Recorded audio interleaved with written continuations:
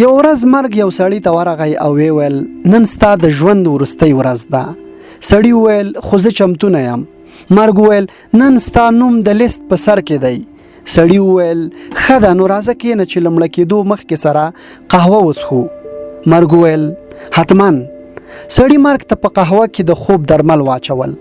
مرګ قهوه وڅښله او په ژور خوب ویده شو. سړی لاړ لیست یې راواخیست او خپل نوم یې د لیست اخر ته یووړ. کله چې مرګ راویښ شو سړي ته یې وویل ته نن زما سره ډېره مهربانه وې. ستا د زړه سواندۍ د جبران په خاطر نن لیست له اخره پیلوم. ځینې شیان ستا په برخلیک کې لیکل شوي دي. مهمه نه ده چې څومره سختي د تغییر لپاره ګالې خو هیڅ کله به بدل نشي.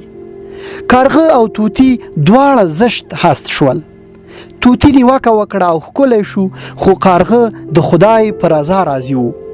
نن طوطي په پنجره کې او کارغه آزاد دی. د هرې پیښې تر شا حکمت دی چې شاید هیڅ کله ورته متوجه نشئ. هیڅ کله خدای ته مه وایئ چې ولې